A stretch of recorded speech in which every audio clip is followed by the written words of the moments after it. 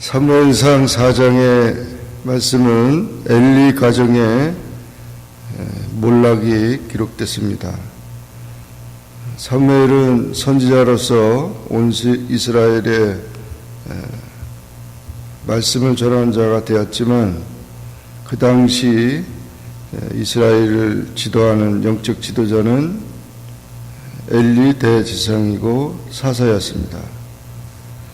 이스라엘이 블레셋과 싸움이 시작될 때 이런 모든 어려운 일들이 있을 때마다 하나님 앞에 나아가서 기도하고 하나님의 뜻을 물어야 되는데 그냥 나가서 싸우다가 4,000명가량 이스라엘이 죽고 전쟁에서 패하게 됐습니다. 그래서 백성들이 하나님이 왜 우리를 이렇게 실패하게 하느냐 뭐 이런 얘기를 하면서 여호와의 언약궤가 실로에 있는데 그 언약궤 안에는 십계명 2돌판과 만나 항아리와 아론의 쌍난 지팡이가 들어있는 이 언약궤는 가장 거룩한 지성소에 놓여있는 그런 하나님의 임재를 상징하는 그런 것입니다.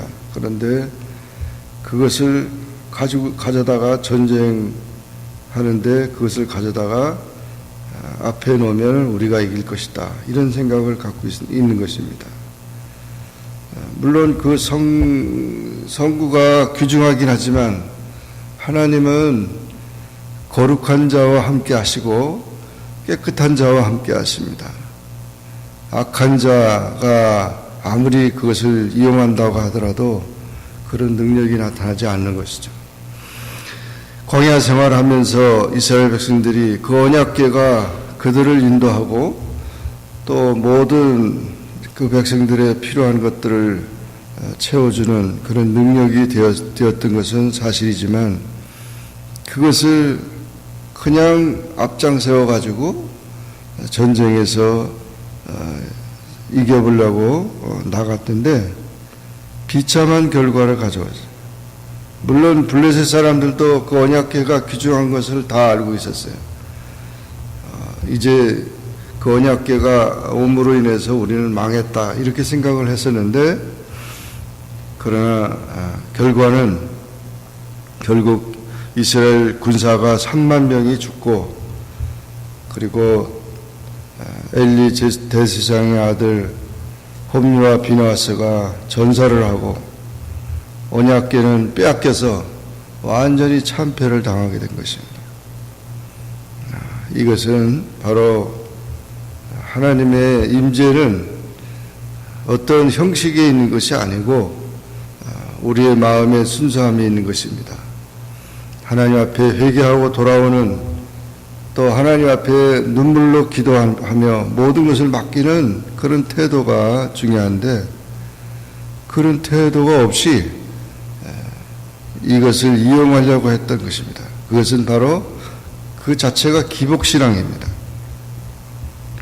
기복신앙에는 회개가 없습니다. 무조건 이겨야 되고 무조건 복을 받아야 되고 무조건 그런 이용을 하는 그런 신앙이기 때문에 기복신앙이에요. 그래서 이스라엘 백성들이 왜 우리가 실패했는지 여호수아는 아이성의 전투에서 실패하면서 하나님 앞에 눈물로 기도하면서 하나님의 인도를 받았을 때 여리고성 아이성 계속해서 전진할 수 있었는데 그런 회개가 필요한데 이들은 그냥 이용만 하려고 한 것입니다.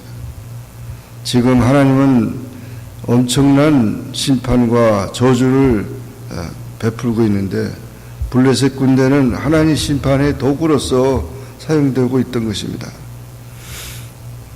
물론 하나님의 심판을 예고했을 때도 회개하고 하나님 앞에 돌아오는 백성들을 용서하시고 뜻을 돌이킨 일들은 성경에 많이 나타나 있습니다. 특별히 요나와 같은 선지자가 외칠 때 니느웨가 회개하지 않으면 다 망한다. 그랬을 때 그 임금으로부터 모든 백성들이 다, 심지어 가축들까지 다 그렇게 해서 회개하고 금식하고 하나님 앞에 매달릴 때 하나님이 뜻을 돌이켜서 은혜를 베풀어 주셨습니다. 그와 같은 사실을 보면 죄인이 살 길은 회개뿐인 것입니다. 회개가 얼마나 귀중한 것입니다. 우리의 신앙생활 속에서 회개가 없다면 정말 우리는 하나님의 자비와 위로하심을 얻을 수가 없습니다. 아무리 우리가 잘한다고 하더라도 우리 인간은 죄인이고 너무 부족한 것이 많고 너무 실수가 많고 너무 잘못이 많죠. 그래서 이 죄는 결국 언제나 실패를 가져오고 그 죄를 충동해가지고 마귀나 이런 모든 마귀에 조종된 모든 세력들이 우리를 괴롭히는 것입니다. 그래서 진정 우리는 하나님 앞에 회개하는 것이 얼마나 귀중하고 회개하는 영혼이 아름답습니다. 그 전에 제가 전도사 때 그 청량리에서 그 교회에서 사역을 같이 했는데 어떤 그 집사님 한 분이 여자분인데 이화여대 대학교 교수인데 이분이 얼마나 뻣뻣한지 교회 오는데 뭐 전도사 뭐 알기를 우습게 알고 인사도 안 받아요. 그래서 저 양반이 왜 그런가? 뭐 나하고 무슨 아무런 관계가 없는데 그러면서 그냥 교회 생활하는데 뭐 그래도 전도사는 인사를 해야 되고 교인들 다 안내를 해야 되고 이랬는데 한 번은 부흥회가 있었습니다. 부흥회가 열려져 가지고 계속 하나님의 은혜가 임하더니 그 집사님이 회개를 한 거예요. 막 말씀이 깨져가지고는 그냥 막 엉엉 울고 막 이러더니 저한테 달려와가지고 전도사님 나를 용서해달라고 막 나를 붙잡고 막 이래서 아니 왜 집사님 왜 제가 그랬더니 제가 너무 못된 짓을 많이 했다. 그때서야 깨달은 거예요. 교수가 뭐 그래서 정말 그러면서 완전히 사람이 딴 사람이 돼버렸어요. 그런 걸 보면서 참 성령의 역사는 이렇게 사람의 마음과 태도를 다 바꿔놓은 거예요. 완전히 순한 양이 돼버리고 그렇게 고집 피우던 그렇게 모든 완전히 박해지는 거죠. 회개가 없으면은 우리의 삶의 목적이나 모든 것이 바뀌어지지 않습니다. 우리가 잘 알듯이 탕자의 비유를 보더라도 회개한 탕자는 다시 돌아와 아버지의 사랑을 받지만 그렇지 못하면 영원히 떠나는 거죠. 그러므로 이 회개가 얼마나 중요하다는 사실을 다시 한번 깨닫고 회개하지 않으면 망합니다. 계속 망합니다. 그건 가정도 그렇고 개인도 그렇고 나라도 그렇고 사회가 다 망합니다. 회개하지 않으면 살 길이 없습니다. 예수님께서는 회개하라 천국이 가깝다고 선포했고 회개가 우리 신앙생활의 가장 중요한 요소인 것을 깨달아요. 그래서 언제든지 주님 앞에 나올 때마다 우리는 자신을 돌아보고 성령의 깨달음을 통해서 우리의 모든 것을 회개하면서 새로운 삶을, 새로운 기회를 하나님 앞에서 얻는 그런 삶이 되어야 될 것입니다. 12절 이하에서 보면은 이와 같은 이스라엘의 패배가 전해집니다. 어떤 베냐민 사람 한 사람이 그 전투에서 도망 나와가지고 그리고 엘리 제사장에게 대제사장에게 그 사실을 알립니다. 이때 나이 엘리는 98 98세예요. 100세가 가까워가지고 눈도 어두워서 보지 못하고 그 의자에 앉아가지고 전쟁이 어떻게 되나 그것만 생각하고 있었어요.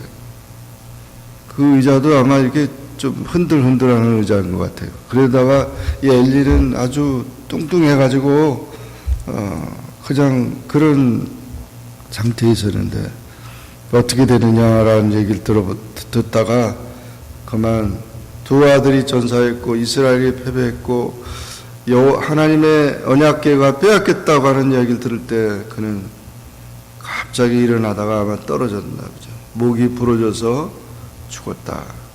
이스라엘 사세가 된 지 40년이었다. 그 또 소식을 그 며느리 비느하스의 아내가 들었는데 그때 상기가 다 돼서 아이를 낳아야 될 입장인데 그 얘기를 듣고 자기 시아버지 엘리가 죽었다는 얘기와 그리고 자기 남편과 또 다 이렇게 죽었다는 얘기, 이스라엘이. 그래가지고 아기 낳다가 이 여인이 죽게 된 겁니다. 아이를 낳는데 죽게 돼서 여인들이 아들을 낳았다고 해도 아무런 그런 기쁨도 없고 결국 아이를 낳다가 죽었습니다. 그러면서 그 여인이 죽어갈 때 자기 아이의 이름을 갖다가 이가봇이라고 했다. 이가봇. 이가봇이라는 말은 하나님의 영광이 떠났다라는 거예요. 하나님의 영광이 떠났다. 너무 슬프죠. 우리 인생의 삶의 목적은 하나님께 영광을 돌리기 위한 것입니다.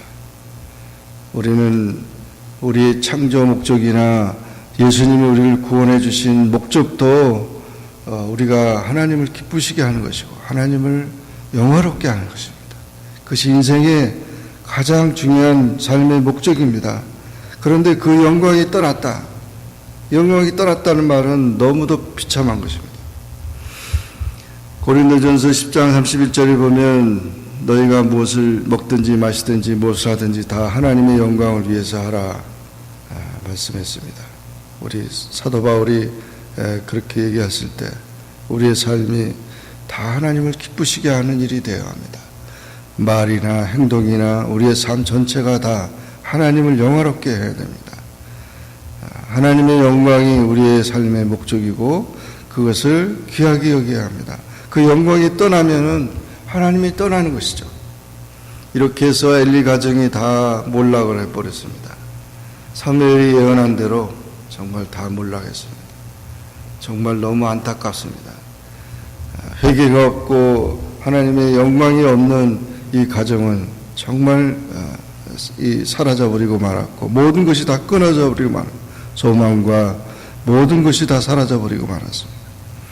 오늘도 우리는 이 말씀을 보면서 하나님의 심판과 저주가 엄청나고 무섭다는 사실을 우리가 보면서 우리 죄인들이 살 길은 회개뿐이고 우리 인생의 목적은 영광, 하나님께 영광을 돌리는 일이 가장 중요하다는 사실을 기억하면서 그 영광을 위해 사는 우리 모두가 되기를 주의 이름으로 축원합니다.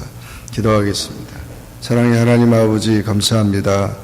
오늘도 주님 앞에 나와 기도하게 하시고 주의 말씀을 상고하게 하시니 감사합니다. 사무엘상 4장의 말씀을 통해서 엘리 가정이 이렇게 엄청난 나라의 운명과 더불어 모든 영광이 나타나고 모든 소망과 모든 일들이 다 사라져버리면서 엄청난 죽음과 패배와 그런 슬픔에 쌓여버리고 말았습니다. 하나님의 심판이 이렇게 무섭고 저주가 크다는 사실을 다시 한번 깨닫고 죄인이 살 길은 회개뿐이요 또 우리가 인생의 삶의 목적은 하나님의 영광인 것을 깨닫고 늘 기도하면서 주님의 은혜 안에 살아가는 저희 모두가 되게 하여 주옵소서. 예수님의 이름으로 간절히 기도합나이다. 아멘.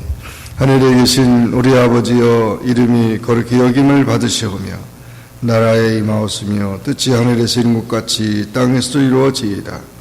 오늘날 우리에게 일용할 양식을 주옵시고 우리가 우리에게 죄진 자를 사하여 준 것 같이 우리 죄를 사하여 주옵시고 우리를 시험에 들게 하지 마옵시고 다만 악에서 구하옵소서. 내게 나라와 권세와 영광이 아버지께 영원히 쌓옵나이다. 아멘.